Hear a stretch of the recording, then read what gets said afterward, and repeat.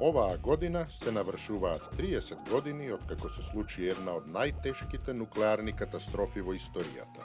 Чернобилската катастрофа, покрај која уште единствено несреќата на реакторот во Фукушима во 2011-та, е класифицирана како нуклеарна несреќа од највисок ранг, односно од тип 7.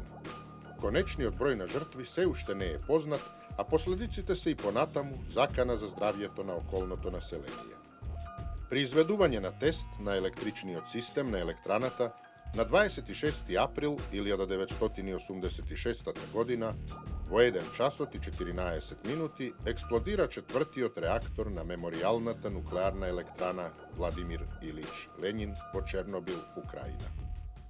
Помеѓу виновници за несреќата може да се вбројат слабоста во конструкцијата на реакторот РБМК-1000, недоволна стручност на персоналот во електраната, заштеди на материјал при изградбата на реакторот 3 и 4, како и лоша техничка проценка и пропусти во ракувањето со реакторот.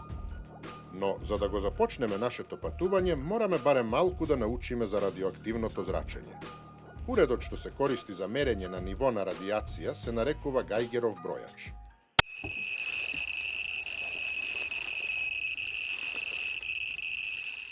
Во Киев, на пример, тој ќе измери околу 16 микрорентгени на час. Во град во Русија или Соединетите Американски држави, тој ќе покаже 10 до 12 микрорентгени на час. Во центарот на многу европски градови, каменот има радиоактивност која се движи и до 20 микрорентгени на час. Тоа е доза на нормално зрачење на која сме постојано изложени. Изложеност на доза од 500 рентгени во рок од 5 часа е фатална за луѓето. На иста доза на зрачење и треба 2,5 пати повеќе време за да убие кокошка и дури 100 пати повеќе да убие лебарка. Овој податок зборува доволно за кревкоста на луѓето на радиација. Во првите денови по експлозијата, некои места околу реакторот емитуваа од 3000 до 30.000 рентгени на час. По првичното затворање на реакторот со огромен бетонско-челичен саркофаг, стана релативно безбедно движењето во оваа област, се додека се движите по главните асфалтирани патишта и не скршнувате настрана. На украински Чернобил значи пелин. Овој збор ги плаши луѓето таму.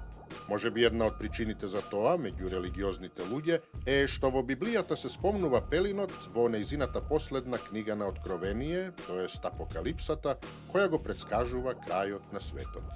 Нуклеарната електрана Чернобил, чија изградба започна во 1970 година, беше планирано да стане најголем нуклеарен комплекс на земјата со предвидени 12 реактори со сила од по 1 гигават. Во време на несреќата, во тек беше изградбата на реакторот број 5, кој денес стои недовршен во Чернобил. Рано наутро, во тој пролетен ден по несреќата, стотици пожарникари во пеколни услови се обидуваа да го угаснат огнот во реакторот. Околу 300 тони вода на час беше пумпано во генераторот. И покрај се, пожарот беснееше 9 дена. Пожарникарите не знаеа дека станува збор за експлозија, па постапуваа како да станува збор за пожар предизвикан од струја. Речиси сите од нив се здобија со смртоносни дози од гама зрачењето, како последица на која уште на самото место се манифестираше мачнина, вртоглавица и тотална малаксалост, а во период од 2 до 3 недели настапуваше смрт. Покрај учеството на пожарникарите, во реакторот од хеликоптери беа истурени 5000 тони песок, глина, олово, во обид да се сопре огнената стихија и ширењето на радиоактивни елементи. Повеќето од тие храбри пилоти починаа од изложеност на радиација. Многу грешки беа направени во почетокот, не беа регистрирани ни дозите на радиација. Имаше ситуации кога луѓето работеа пред отворениот реактор и по 15 на минути. По несреќата, населението беше евакуирано, подрачјето околу Чернобил прогласено за забранета зона, а целата област оградена во пречник од 30 километри. Изолираната зона е споменик на крајот на една ера. Тоа воглавно се однесува на она што беше пред 1986-та и после тоа. Пред 86-та сиот наш свет живееше со концепт на тотална безбедност. Луѓето мислеа дека можат се да направат во техничка смисла. Иако се случеше несреќа, тоа беше заради човечки фактор. Денес сите светски политичари и државници го користат концептот на релативна сигурност. Тие сватија дека несреќите се случуваат и дека од клучно значење за работата е да се одреди нивото на ризик кој постои. Тогашната советска влада најпрвин молчеше за несреќата. Ниеден медиум во Советскиот сојуз, ден по инцидентот, не извести ништо за Чернобил. Во останатиот дел од Европа не се знаеше ништо за несреќата, се додека во нуклеарната електрана Форсмарк во Шведска не беше забележано алармантно количество на радиација. Дури тогаш, неколку дена по несреќата, тогашниот председател Михаил Горбачов призна дека дошло до несреќа, но оскудното известување не објасни многу за размерите на несреќата. Добра вечер, другари. Како што знаете, неодамна бевме погодени од несреќа во нуклеарната електрана. Таа длабоко го погоди советскиот народ и ја вознемири меѓународната заедница. Сега за прв пат треба да се соочиме со нуклеарна закана над која повеќе немаме контрола. За однесувањето на советските власти зборува и приказната на рударите. Тие, заедно со персоналот на подземните железници, беа испраќани во Чернобил за да прокопаат тунел под подрумските простории на реакторот број 4 и да направат друга бетонска плоча која требаше да спречи јадрото од реакторот да стигне до подземните води. Имено радиоактивните изотопи по несреќата или се уште не стигнале до залихите на вода или се впиле само во површинскиот слој. Работниците, иронично наречени ликвидатори, кои 2 недели непотребно работеа во Чернобил, добија по шише водка која, божем, требаше да ги заштити од болести предизвикани од зрачењето. Во рок од неколку месеци, речиси сите ликвидатори, умреа со болна смрт. Може ќе звучи како шега, но вистина е. Оној што консумирал алкохол пред да работи во електраната, имал помалку здравствени проблеми од оној што не пиел. И додека советската влада настојуваше да го затошка инцидентот во Чернобил, облак од радиоактивни честици се ширеше кон Европа. И тоа во 3 брана. Првиот бран ја погоди Скандинавија, прибалтичките земји и британските острови. Вториот Средна и Западна Европа, а третиот бран Југоисточна Европа. Петиот ден по несреќата, контаминиран дожд врнеше и во некои делови од тогашна Југославија, и тоа токму за првомајските празници, кога голем број луѓе беа собрани на отворено. Големи штети претрпеа тогашните земјоделци и производители на млеко, кои мораа да ги уништат своите производи. По експлозијата, некои плантажи на чај во Турција беа толку озрачени што во Украина турските врекички со чај се користеа за калибрирање на инструментите за мерење на радиоактивноста. Сепак, последиците во останатиот дел од Европа можеа да бидат и полоши доколку промената на воздушните струјења не го задржеше радиоактивниот облак на тромеѓата помеѓу Украина, Белорусија и Западна Русија, некогаш најбогата житница на Сојузот на социјалистички советски републики. Украинскиот град Припјат, кој беше изграден за вработените во централата, по несреќата стана најпознат град на духови на светот. Денес, приодот кон градот е строго контролиран.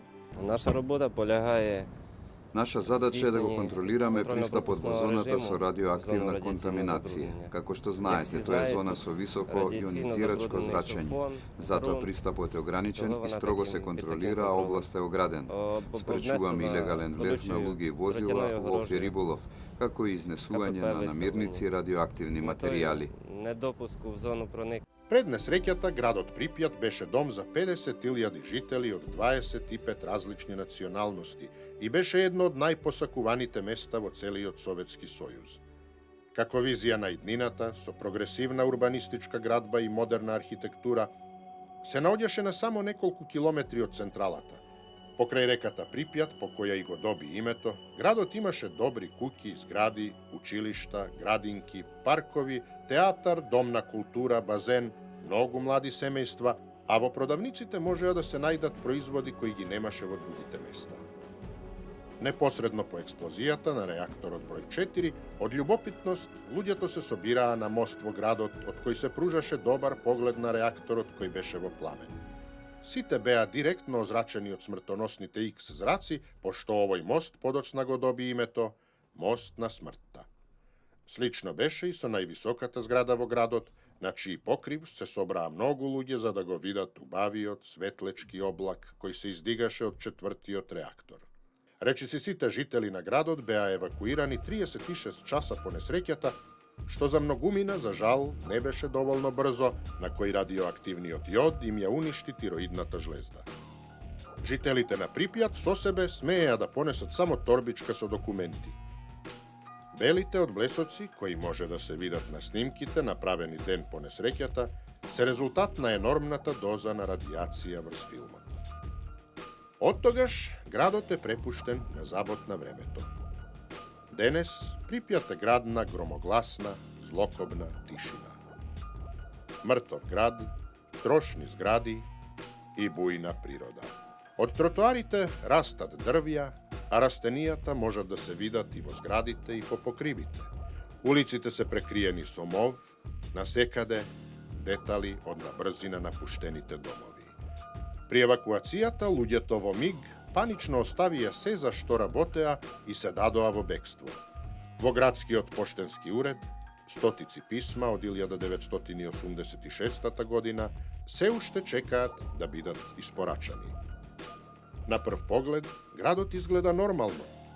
Автобуска постојка, маркет, на балконите се сушат алишта, а прозорците се отворени. Но тогаш го забележувате слоганот «Партијата на Ленин ќе не одведе во триумф на комунизмот». И ви станува јасно дека тие прозорци беа отворени за пролетниот воздух во очи првомајските паради во 1986 година, кои не се случија. Градот на духови, Припјат, е модерна Помпеја. Советската ера е сочувана овде од радиацијата. Сите овие години. Детскиот парк, кој тогаш требаше да биде отворен за денот на трудот, никогаш не ги дочека децата. Со секој чекор поблиску, кон автомобилчињата на автодромот во Луна паркот, Гајгеровиот бројач покажува зголемување на радиацијата за 100 микрорентгени на час. Всушност, радиацијата во воздухот е релативно нормална со оглед на тоа што изворот на радиација е затворен. Проблем се предметите, земјата, растенијата, кои уште долго време ќе бидат високо озрачени. Како што можете да видите, нивото на радиација е тука многу пониско. Ова е се што остана од училницата. Во сите училишта имаше заштитна опрема, како газ маски. Жално, лошо, но никој не ги употреби. Никој не ја свати нивната неопходност. Базенот Ларурни се уште работеше и по несреќата. Базенот имаше и сауна. Порано децата доаѓаја на пливање. Беше прекрасно. Иако експертите сметаат дека во забранетата, така наречена зона на изолација, која се протега на 30 квадратни километри, нема да има услови за населување барем во наредните 20.000 години, животот им пркоси на тие прогнози. Необичен процут доживеа животинскиот свет. Шумите, кои повторно почнаа да растат околу Чернобил, се исполнети со елени, диви свињи, лосови, рисови, волци. Волците загосподарија со улиците на Припјат. Иако сите птици од Чернобил исчезнаа во радиоактивната стихија по експлозијата на четвртиот реактор, нови птици почнаа повторно да го населуваат контаминираното подрачје. Во последно време постојат организирани еднодневни тури кои по добивање на посебна дозвола од украинските власти им овозможуваат на оние што се подготвени за таква авантура и ризик, макар на кратко одблиску да ја видат зоната на изолација. Некои пак во потрага по дополнителна опасност се одлучуваат за самостојно истражување на своја рака. Бев преплашен. Ми стана јасно дека ако нешто ми се случи, нема никој во близина кој би ми помогнал. Дводневен пат е максимумот. Ќе останете без вода за пиење. Не би му препорачал на никого да пие или јаде нешто од зоната. Ако некој сака илегално да оди таму заради забава, мој совет е не правете го тоа. Таму ништо не е забавно. Еден мал број некогашни жители на Припјат се вратија да умрат во градот во кој некогаш живееја. Но има и такви кои без оглед на се одамна се вратија во околните села. Украинските власти не можат, а и не се трудат да ги контролираат. Овде никогаш веќе ништо не е под контрола. Podračje to na Černobile, podračje na zabraneta zona, vo koja živeat 80 ľudje. Toa se voglavno starci, koji dojdoa do ona faza vo koja ime sosema sedno, a bi sakale da umrat na svojeto. Zato nekoj od njih povtorno gi varosale fasadite na svojite kući i se odnesuvaat kako 26. april 1986. nikogaš i da ne se slučilo. Toa što pri toa ne postoji kategorija sosed, infrastruktura, ulica, nema vrska. Čovek se naviknuva na se. Ako toa go saka ili mora. Кога работев во Институт за рурална радиологија имаше одел со неколку лаборатории кои врше истражувања за ефектите на радиацијата врз луѓето, тоест така наречените повратници. Всушност, некои од луѓето кои беа евакуирани не можеа да се адаптираат на живот во чистата зона, така што почнаа да се враќаат назад. Го истражувавме тоа, нивната храна, начин на живот. Ана и Васил се брачен пар кои живеат во селото Опачичи, кое иако не е во непосредна близина на електраната, се наоѓа во зоната на изолација. Имам 82 години. Тука сме уште од несреќата. Тука работиме и произведуваме наша храна. И здрави сме. Бевме во заблуда во тоа време. Ни рекоа да ги земеме само најнеопходните работи со себе, како документи и слично. Ни рекоа дека ќе не вратат за 3 дена, откако ќе го деконтаминираат теренот. Да не бевме во заблуда, никој немаше да замине. Луѓето ќе останеа и ќе продолжаа да живеат тука. Ако ја земете предвид мојата старост и здравје, на мене радиацијата не влијаеше. Без оглед што се зборува и пишува за ова место, дека има стронциум, плутониум, цезиум и друго. Никогаш не ни објаснија соодветно што значи тоа. Само ни рекоа да не пиеме вода и да не јадеме храна од тука, но ние јадеме и пиеме што сакаме. Луѓето во Опачичи беа стари и умираат од старост, а не од радиација. Има некои што се уште живеат тука. Растителниот свет околу Чернобил претрпи катастрофални последици. Еден од најпознатите символи на уништување на околината на Чернобил се така наречените црвени шуми, кои го добија името не само по тоа што добија виолетово-црвена боја, туку првите денови и самите светеа во таа боја. Станува збор воглавно за борова шума во круг од 10 километри околу централата, која се исуши откако прими преголема доза на зрачење. Во тлото и растенијата се уште постојат високи концентрации на изотопи со најдолго време на полураспаѓање. Милиони тони закопан радиоактивен отпад ја уништија целата борова шума, која се исуши само неколку дена по експлозијата.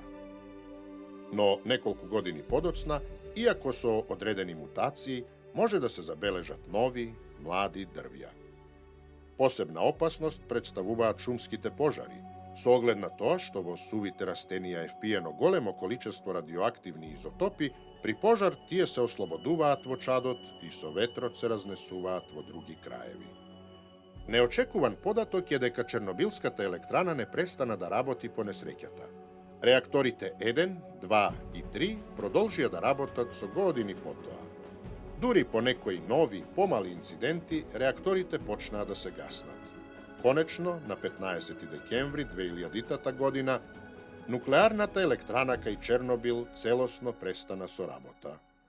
Во неа сега останаа само инженери задолжени за сигурноста на саркофагот на уништениот реактор 4 и за надзор на радиоактивниот материјал во него.